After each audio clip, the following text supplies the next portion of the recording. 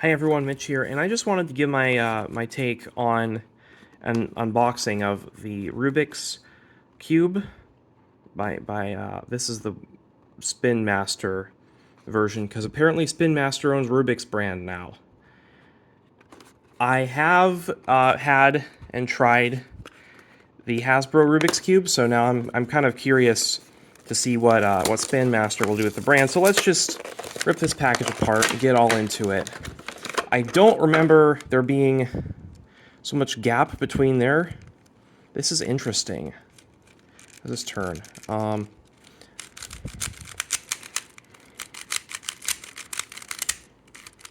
Okay. Corner cutting sucks, I think. This is the only cube I own This is the only 3x3 I own right now. I do also own this, the 13x13, and I've got a magnetic 2x2, which if you've seen my channel, it's got some special dealios with it. It's actually 4-dimensional, kind of. So, yeah, this Rubik's 3x3, the colors are a little better than how they look on here, but still not great. Just to checkerboard real quick so you can kind of see what we're dealing with there. And yeah, let me do a quick solve. Let me see how fast I can solve the Rubik's Cube. I was never that fast at 3x3. I think my best was like 40, and I usually average a minute. I use the beginner method that was on the Rubiks.com website for a while. I don't know if it's there anymore. I'm too lazy to I'm not going to check, okay? I refuse to check. So that's a scramble. It is the scramble it is. I tried to get all the pieces away from each other, but who knows how good it is. So let's just start. I can see a good blue cross, so wait. No. What I was seeing was an orange cross. And there we go. And one more piece. What? Oh.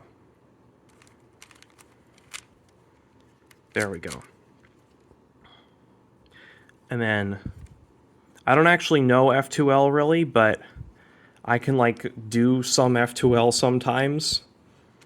So like for instance, this edge needs to go like not that, or that, or that, but just slightly the opposite of that. There we go. No. No, okay. Okay, there we go. I know what I'm doing.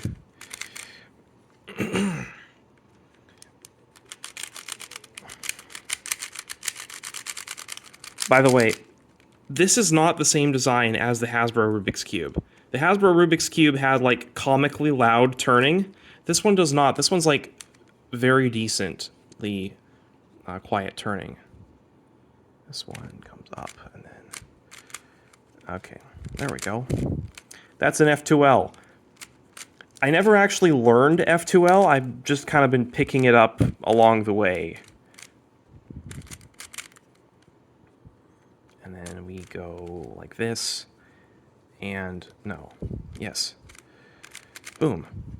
That's 3. And then... And I'll just do the last edge manually, like a straight beginner... Wait, what? I guess I didn't put the right edge in there.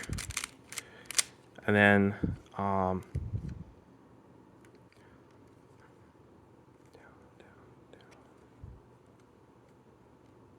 down, up. And soon. And this is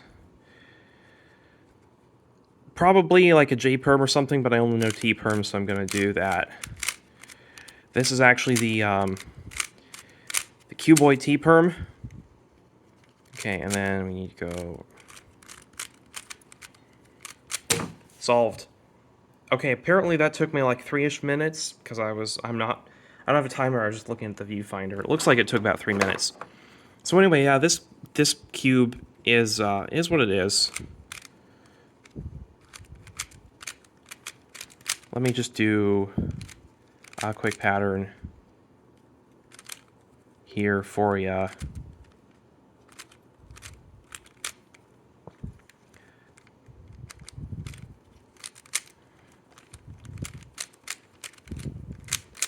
Man, when the bottleneck is my turning speed, I turn really slowly. Okay, so I want yellow up here.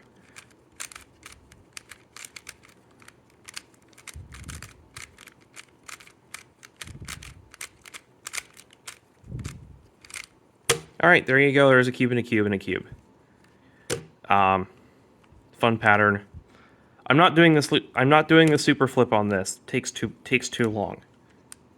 I have an algorithm that swaps two edges, but that's all it swaps. Anyway, this isn't what you came here for. What you came here for was to see... I don't know what you came here for.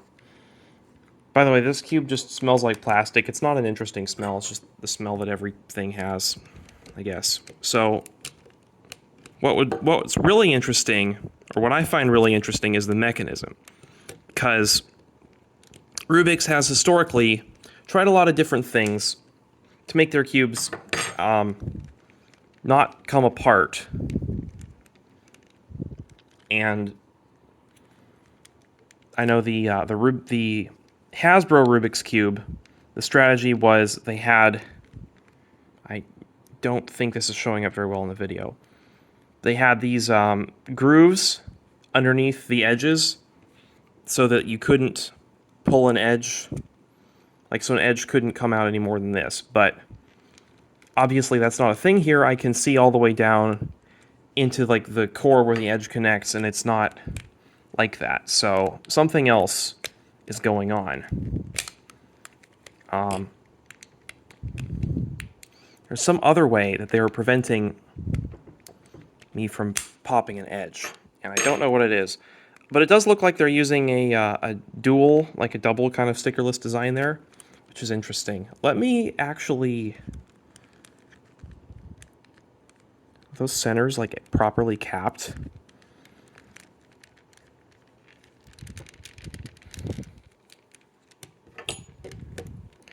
Okay, I only have one fork with which to do this.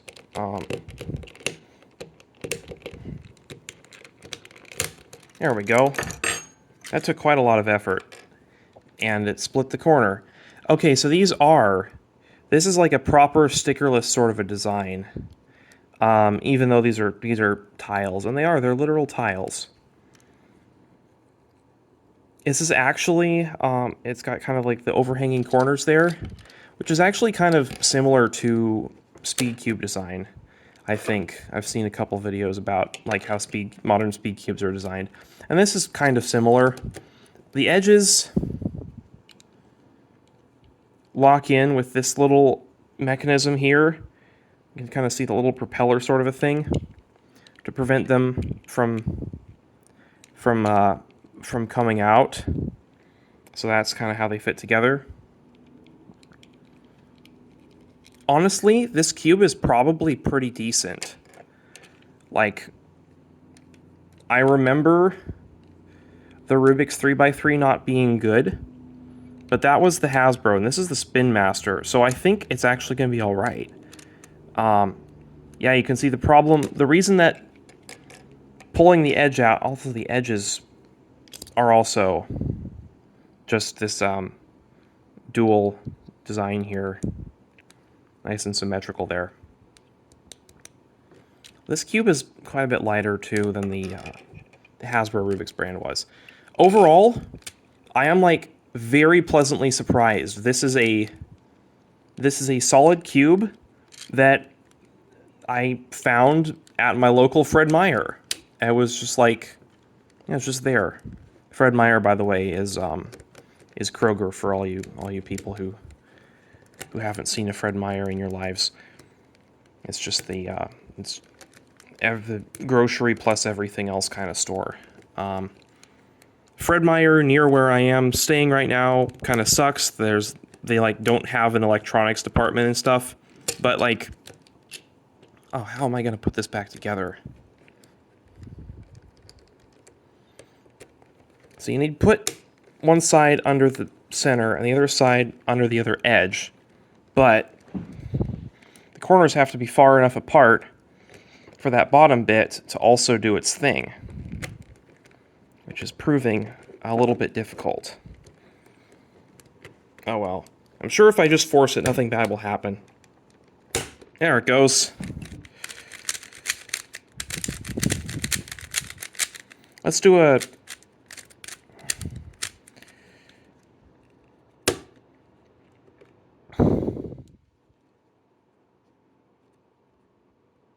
What? Okay, yeah, that's cube and a cube and a cube. Plus checkerboard. I guess it kind of looks cool. It also looks like a scramble. But it is just cube and a cube and a cube plus checkerboard.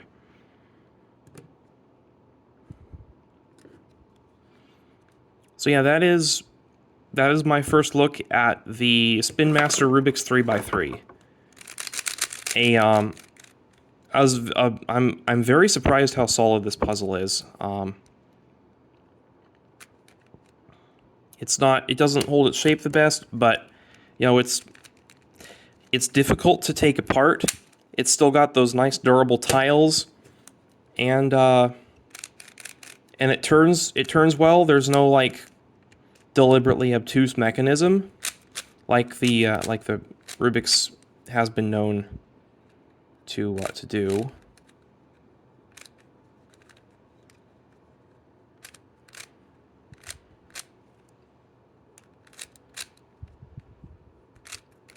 What?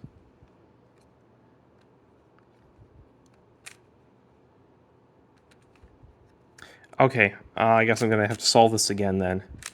Nice.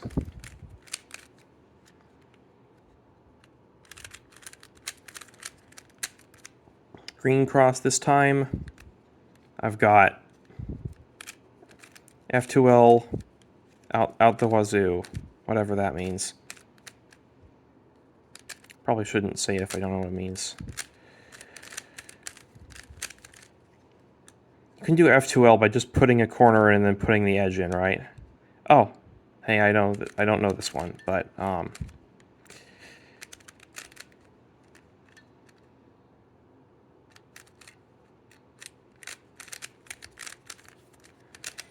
thought some sort of sledgehammer move would put that in, but apparently it didn't.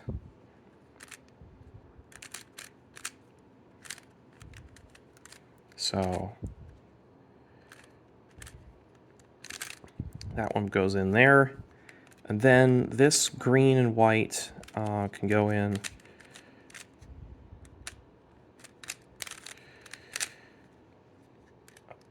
Up, down, down. See, for soon I just want one to be up. That's like basically the OLL that I...